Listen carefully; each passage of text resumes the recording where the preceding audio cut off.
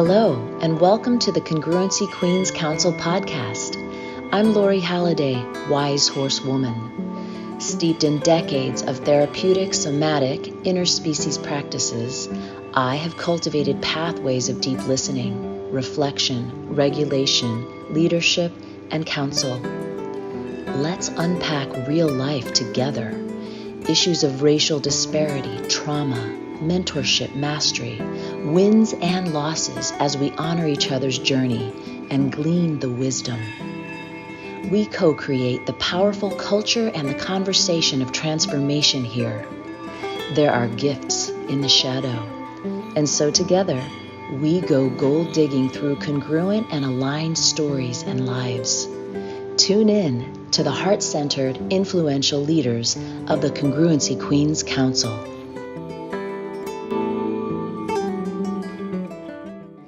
So I'm Lori Halliday, WiseHorseWoman, and this is the Congruency Queens Council, where we are connecting with some of my literal, most inspired and inspiring favoritist people to check in with what they're up to, how their life is going during this interesting time, to tell us a little bit about themselves, and to share about their journey and their congruent life.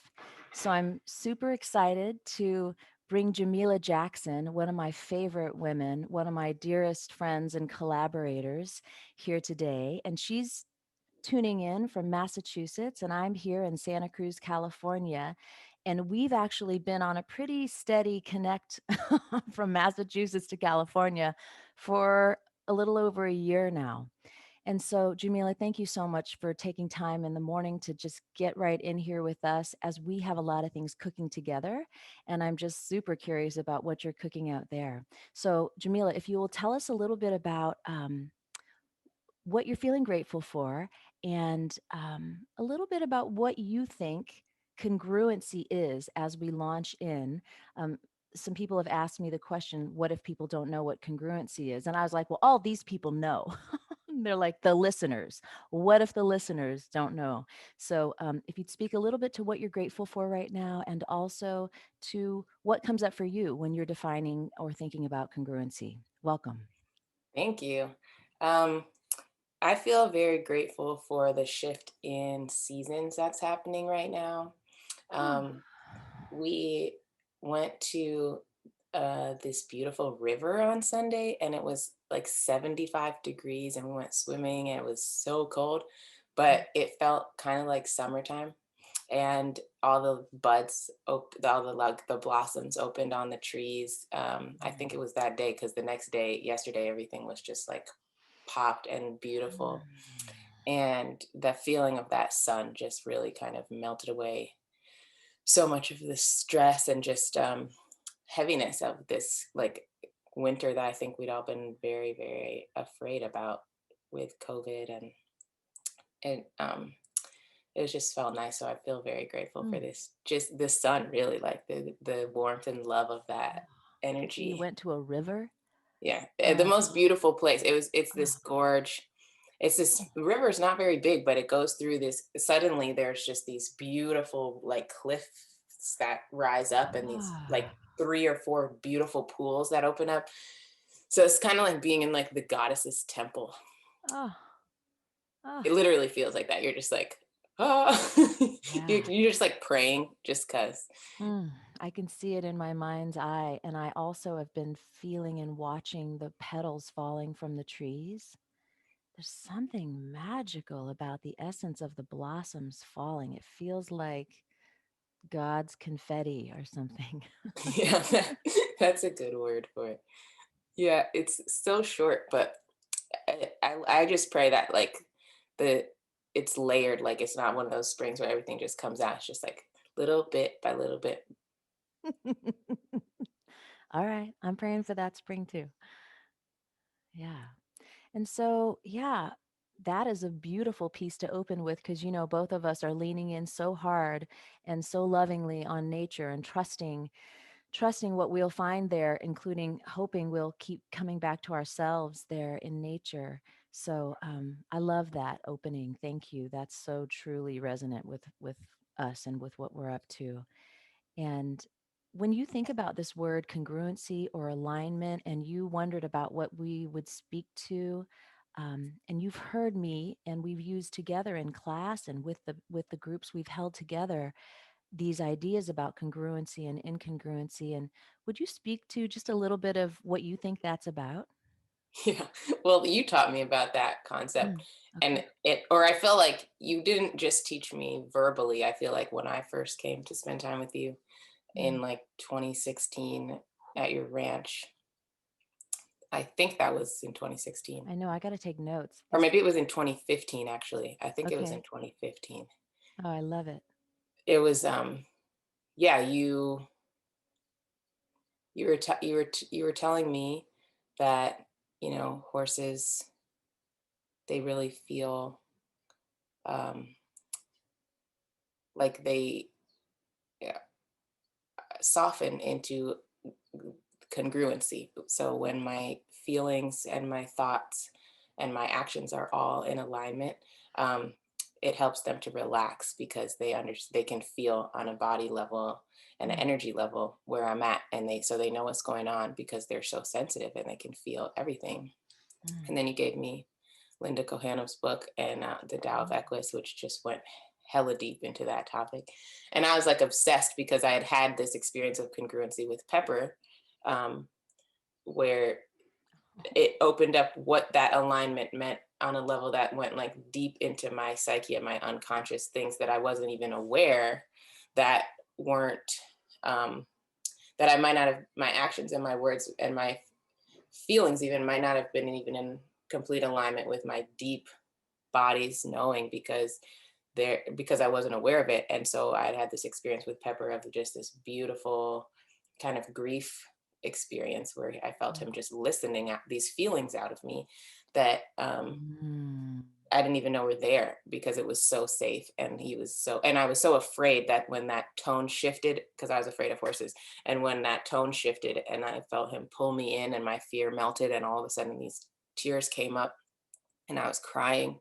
And you had told me that, horses can receive images. And so I knew he was listening, and he just got more, as I watched him get more relaxed, I knew I just was listening to what you had told me about congruency and watching him get relaxed. And he shifted his weight, and I thought he was going to walk away, like, oh, he's not really that interested in what's going on, even though I felt so connected. Then he laid down, and I was like, okay, wow. So that's really relaxed. So this must be what Lori's talking about. And then he's like closing his eyes. So suddenly he's going to sleep. And then someone else came and laid down next to him. And it was just this like really mm. deep experience of congruency, which also was so affirming for the work that I'm interested in and that I practice, which is a lot about community and relationship, and how that really wasn't even possible for me until I was in this listening deep present relationship with another being. And to have that happen across species, as you know, changed my life. So here I am chilling with the horses still, because that feeling of congruency was so powerful, of being witnessed and seen, and being connected to my wholeness, even if it was a challenging feeling to be in a state of togetherness in that, was so beautiful, so much more beautiful than being alone with my challenge. So that yeah, that's the story of how I understand congruency. That's just how I think of Beautiful. it always to this day. Beautiful. And you know what's happening here magically is you're bringing in Pepper, the big, beautiful paint who we rescued many, many years ago. And I almost said the woman, the mare, his partner who laid down with him was Mocha. Mocha, right? I forgot her And name. those horses were quite frightened inside and did not often lay down. And I don't recall that they ever laid down like that with me or anyone else. Oh, really? Yep. I mean, I had been near them when they were laying down, but not in this context where you were together and you were in training in your vibration and you were resonant in a field of resonance. And then this relational field shifts where the horse goes into deep relaxation, parasympathetic down to the ground. No, I don't recall that happening with him or Mocha and other people. And so I just want to honor that that was a precious moment and that many precious moments are happening around us and in our lives that we might mistakenly think are a happenstance that's casual or usual. It wasn't. It was definitely a moment, and I felt a little pain in my twinge in my heart here of longing because they both have passed away.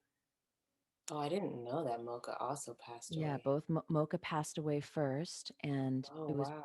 likely from some tumor inside of her stomach that we had never known about. You know, she was rescued when she was already a full adult and getting into her elder years.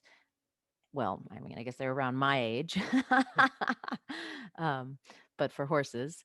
And so we didn't know that she had those. I mean, we had an idea that Wow. something was going on. She had a tightness in her body, but we did not know that she had this something inside of her. And then I would say within 1 year later, Pepper was eating his grass and ate a yellow jacket and died of anaphylactic shock within a few hours. Wow. So, both of those beautiful partners who were so profound for us, who were really a part of us bringing others home who didn't have a place, even when we weren't ready, and we certainly weren't envisioning and trying to bring them home, they were in a tricky situation where they had 1 week to get out or they would be separated. Whoa. And so we took them both. Wow. And they were here until they died, and they, in my judgment, really died an untimely young death.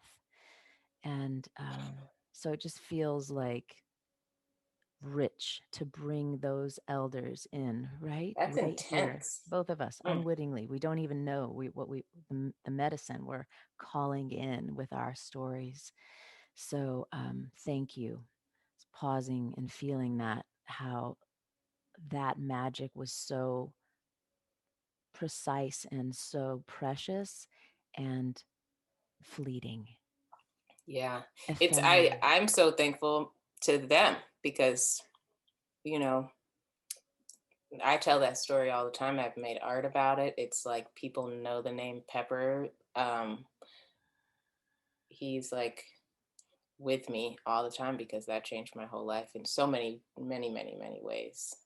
So, Amen. um, yeah. And then I love how Linda Cohano, just the way she talks, or maybe it's not even her. I don't know, but I've just heard so many people the way they talk about death Mm. with horses' experience of death and the way that they already kind of straddle the worlds.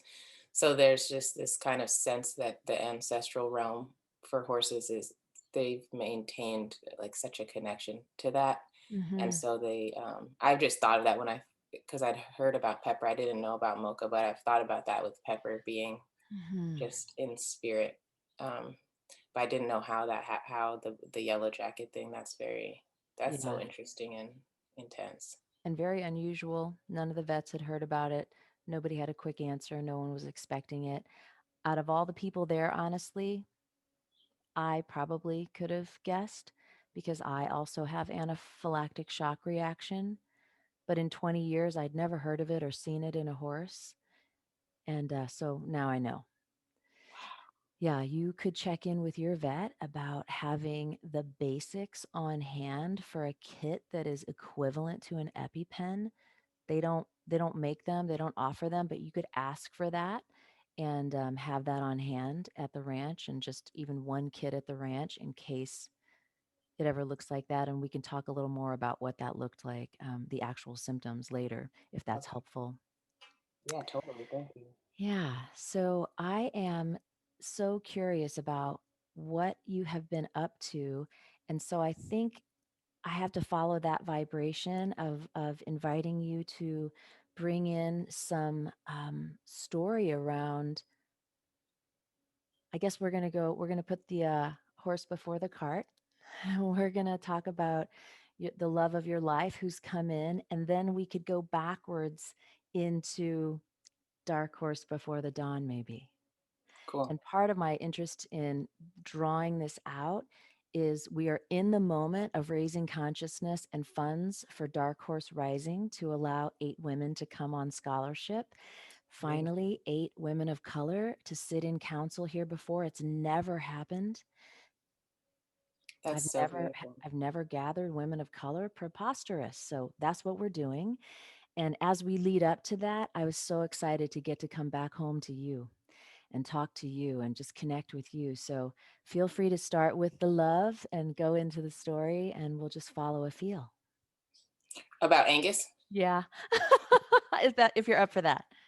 Yeah. Yeah, totally. Hold on. I'm going to let my cat in now. Do it. If Do it.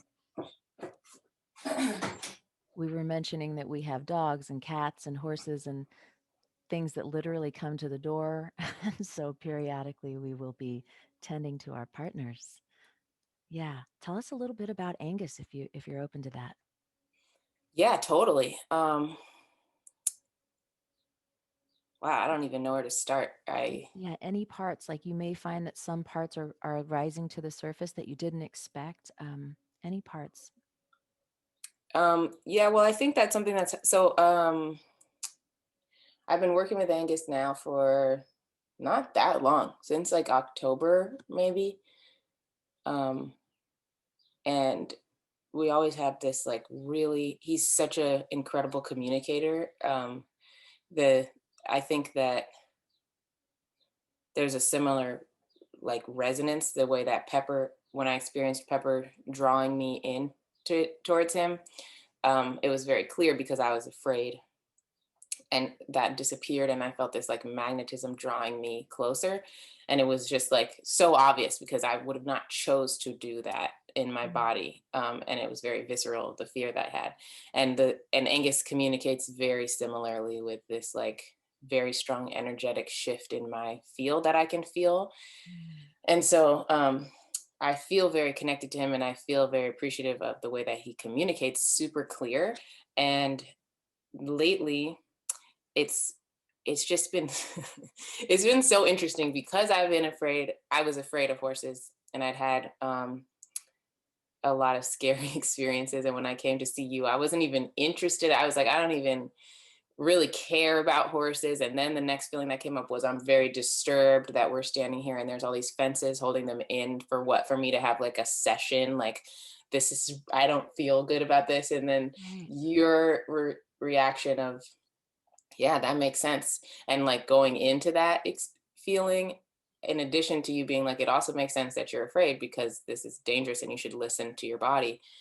Those things actually drew me in and have shaped the way that have been in communication with horses. And I did not expect it to get to the point where I would actually like be like in caretaking completely of my own horse buddy Angus through the ways of magic. And he what has been happening as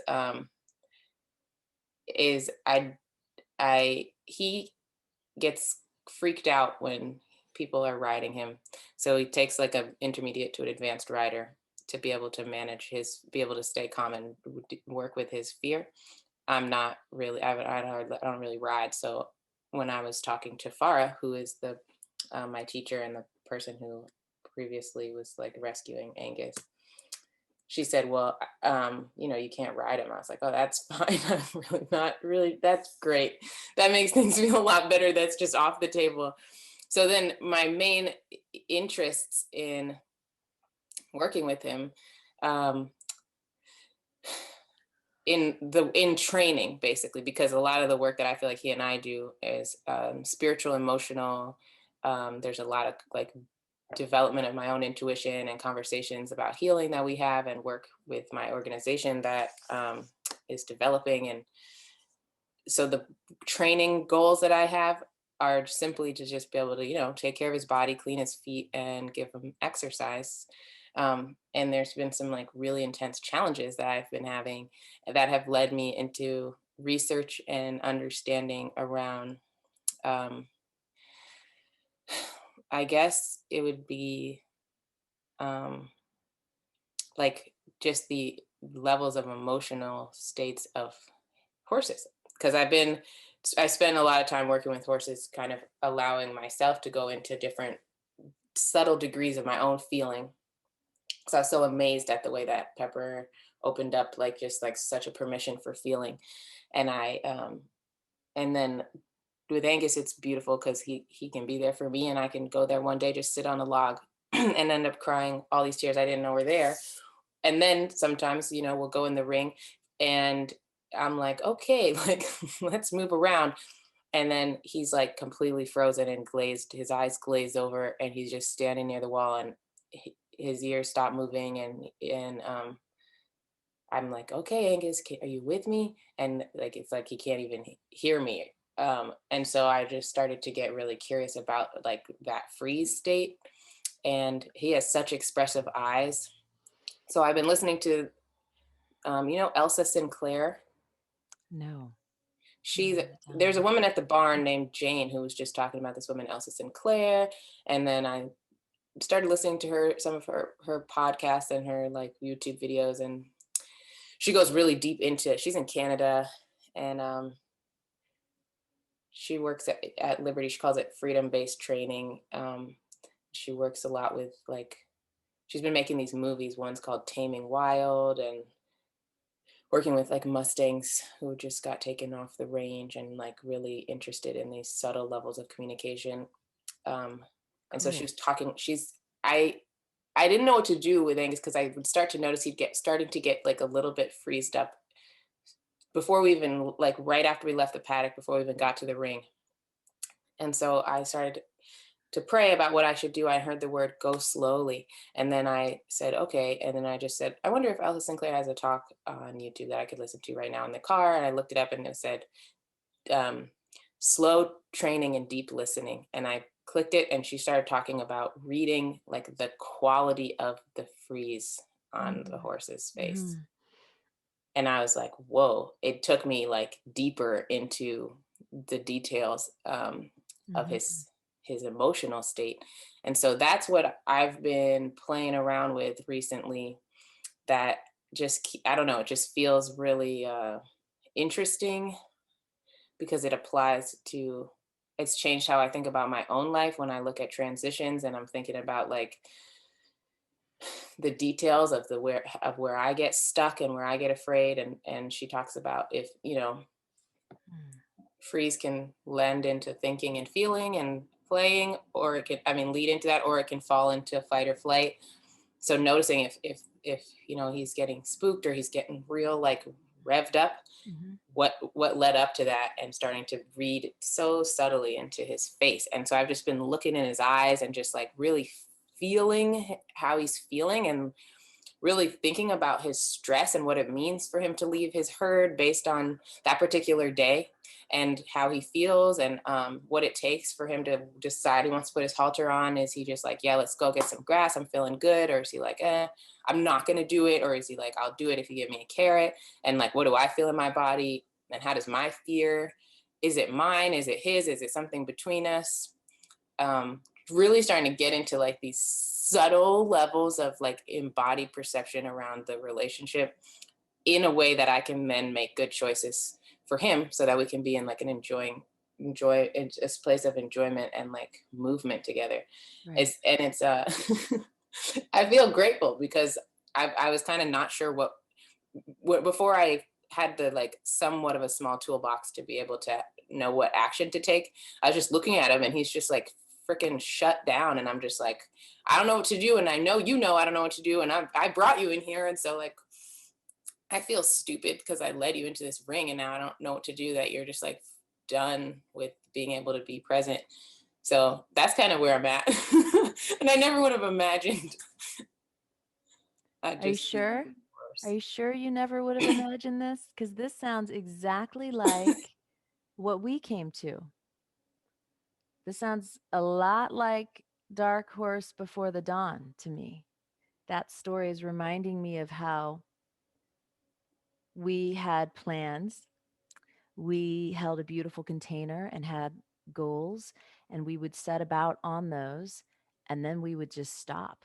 We would have to halt. And every time it seemed to me that we had to go back to the beginning, or as we said, back to the approach. And that's kind of hearkening in my mind and in my listening that you're going for the super slowed down. You're backtracking to the very beginning when you came to the fence, when you saw him from the other side, all the things you came with, all the things he's got, starting to wonder about that. And I love what you said. What is the quality from Elsa Sinclair? What is the quality of the freeze? I like that. What's the quality of the freeze? And then where does it go? What is its wave flow? Does it do this and then it does that and then it can come out over here? Does it do this and then it does this and then it kicks out over here? Like what's the wave of that? What's the quality? I really appreciated that. And I want you to remind us, I've heard you say this and I know you've shared this with your mom. Listening into speaking? No, Yeah, to be listened into speaking, to be listened into which she speaking. said, I thought I just grew up hearing her talk about that. And I guess that's, dang, she said Adrienne Rich or Audre Lorde, some Okay. feminist poet Okay. that, Yeah, yeah, I we'll don't know. find I it. just thought Yeah. that my mom had made that up, but she was Yeah. like, no, I didn't make that up. Yeah. But Well, yeah, to be listened for into me, speaking. it came through you, through your mom, through a poet to be listened into speaking. Yeah. That's so powerful. So I'm hearing a thread of that in the story too, that the kind of listening you did with Pepper, the kind of listening you did on the journey towards Angus, the kind of listening you're doing with the person who's helping you there, the trainer who helps you there, the way that you are drawn towards Elsa Sinclair, who has a very resonant vibration for you that you can really feel and trust and lean into, which is slow down, you move too fast, right? Like it's not really a part of the main cultural aspects of horsemanship. And frankly, um, even in some liberty work, I see Right. a little bit of fast moving and not as much curiosity about the relationship as there might be. And so, bravo, Jamila, bravo. It took me much longer to get there. Well, I just started by meeting you. So I feel kind of like, I'm like, I often am like, I just got introduced to horses in this way through you. Mm, And then that was my standard. So anything that I was like, does this resonate? It had to resonate with you. So right. I And got off on the right you start. came in the gate with it. You came in the gate with what's up with the fences? Is it fair for us to have them in this way? And I said to you, no. They could likely be on much larger land. If I could manifest, when I can manifest that, I will. And yeah, this is all contrived and contrite, and they are caged and contained here. I mean, on my land, we don't put them in stalls unless it's pouring rain. And each of those horses, it would take 5 acres for them to live on grass. So that gives you an idea about how many acres 10 horses would need, roughly. And it's, sorry, I mean, that's just for food. That's not for fun. Like they really could have some acres for fun too, not just for right. sandwiches. But So, what I think is cool that because that has been eating at me. I feel like the only reason that I could have moved to this stage of even being able to like receive what Elsa Sinclair, like she's like, giving these really clear directions about this process of moving towards something. I wasn't even like I was so filled with guilt that I couldn't even really process because I didn't feel like I deserved to even be in the ring because or I felt like I couldn't even really bring my mind into a state of presence there because I couldn't even get to the point of like, how is it that I'm the one who chooses when the gate opens and closes? I just couldn't move past it. So something resolved around that, and which took like, however, like 5, 6 years. that and I that is that there is something so powerful about working in the way that because Farah's farm is very much like your ranch, where nobody's in stalls, but there's also not like acres and acres and acres, and so there's something that has to happen in the relationship that makes it so that there's that freedom of expression and connection and like aliveness. And that's where, and I can feel her horses talking to me about how important that actually is. And so there's like a landscape that's available in relationship that is only, that is, it wouldn't have to be the same if the horses could just run off and, really care for their own freedom themselves. We wouldn't be having to ask the same questions, and then we wouldn't have to open up the same like dimensions of healing and feeling and responsibility towards each other. That I think is very valid, because there are so many beings that are um, in captivity, and we're also in like a really deep psychological and mental captivity, and This many of is us this in is it. physical captivity. This is it. This is the big rub. This is the big conflict for you and for me. How do I be with you when the initial agreement is captivity? Yeah, Like, I'm, I don't want that. And I want to have consensual leadership with you. The truth is, I've captured you here.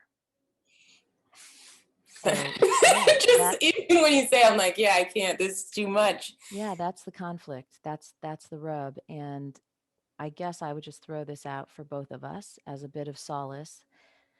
The idea that the way I approach it with so much deep listening, and that I do my own work so that I'm constantly clearing my own cache, right? I'm constantly checking myself, that I go to them with so much love in my heart, that my intentions are very clear.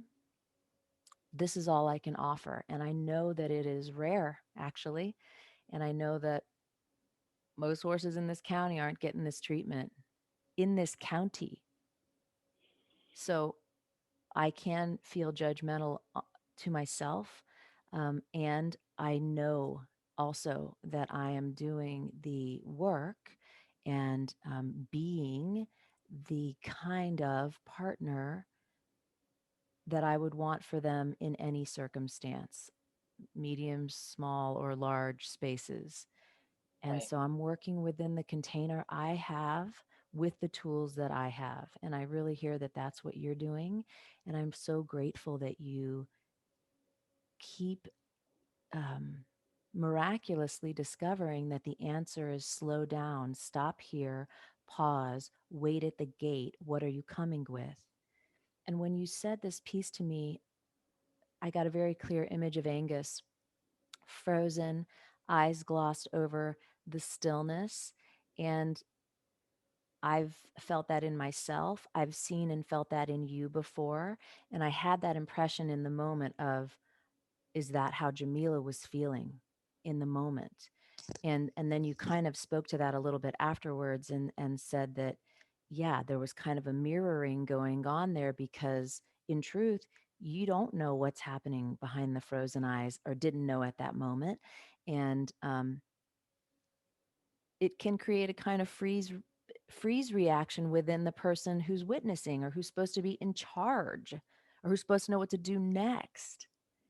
And how Right. valuable it will be to know when he has that experience, that he's going to do this, or that he's going to do this, right? That he's going to go on a smooth wave, or that he's going to go have to go up higher before he regulates.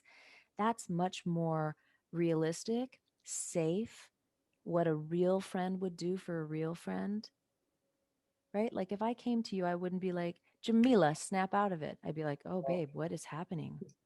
What's happening? Yeah. What's happening? Like this date is off. Okay. Let's just go back to relaxing. What's happening?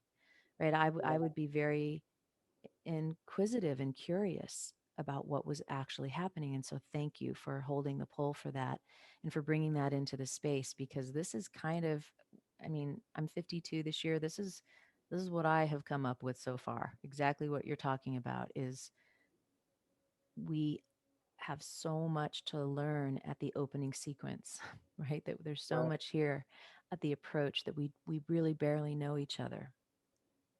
And we don't live in a world, even you and I, Jamila, where we can be together in the ways we probably would long to actually be together. Right. And so we do this, right? We have these brief meetings and we have a drop in and we get a flavor, but it takes the constancy of the long body relationship to get all the pieces to really know one another. So easy for us to be in a deep conversation, and I enjoy it with all of my heart. I'm watching us hit about 40 minutes now, and I know that listeners have only about 30 minutes of listening. So I want to see if we can bring it home a little now with how that magical relationship and this ask that you did with me more than a year ago now. You asked me, Lori, what do you think about doing a training to do with horses and humans and the intensity of this time, all of the racial disparity and chaos? What do you think about that? And I said yes. So can you tell me a little bit about how that set with you and then how that was sitting with you to get to have the yes, and then just a little bit about what you think happened in that precious container that we held, Dark Horse Rising, for our compassionate, heart centered, white ally female leaders. Um, can you just go into that a little bit, love? Yeah, I think,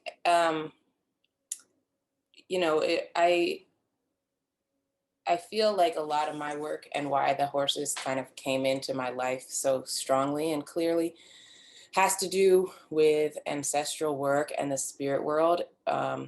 And because they heighten our capacity to sense the invisible.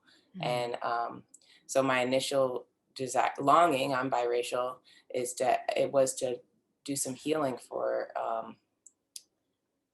white people and for this place of disconnection, um, and to do some. I felt something in my spirit, and I think that what happened is, it's so much deeper than I could have ever imagined, and I feel like, um, there what opened up for me was actually kind of like a deep pause, and then Angus came into my life, and it's still, like I told you, kept being like, cool, how you doing? I'm like, still paused, and I've had to push a little bit because I still feel paused.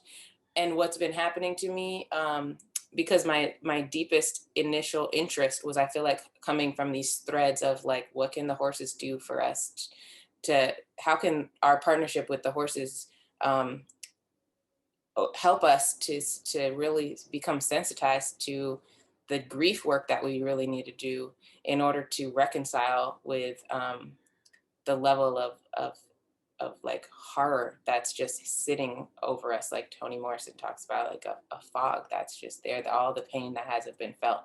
And how do we set up containers to actually feel that in collaboration with horses, because I come from cultures where that is done with drumming and with, and human listening and singing. And I was so curious about that work with horses, specifically in regards to race and oppression, because I feel like there's a lot of horsemanship. A lot of the kind of like healing horse work is either like directly for like traumatized youth, um, or like a little bit maybe is for like traumatized youth, and then most of it is for like white women, adults. And so I was like, well, okay. And it's not necessarily dealing with race. Like the trauma things reserved for kids, it feels like, or like very, very abused people. And so, I was just curious about that. And I feel like it just took me on this journey that I'm still honestly like, whoa. I've been singing with the horses, and there's these things that just open up around their ancestry and the, time and space collapsing and connection across like large difference, thinking about displacement, just so many things coming up that I feel like maybe the horses heard my curiosity and came forward with some Mm. of their own like ideas, and I'm just like, whoa, I didn't expect I didn't expect to be met so fully by the horses, actually. And for them to say, "Oh, you really want to ask this question? Okay, like let's explore this on a level that you may have not realized you were asking about." Yeah, I almost feel like the whole piece when I think about meeting you and hear you say I wasn't really that into horses and just all of the fear and curiosity and mystery feels like all of it lives in shadow. And that I'm hearing now and I'm getting that all of the gold that you've been harvesting comes out of your willingness to live in shadow and keep turning towards mystery, keep turning towards dark, keep turning towards not knowing. And Right. every time you do it, literally gold comes out. Some golden aspects can then be known. And I'm really getting that. I'm getting that you are attuned to and you have the veracity to sit with shadow, darkness, unknown, pain, grief, ancestral wisdom. And for us culturally, those things live more in shadow.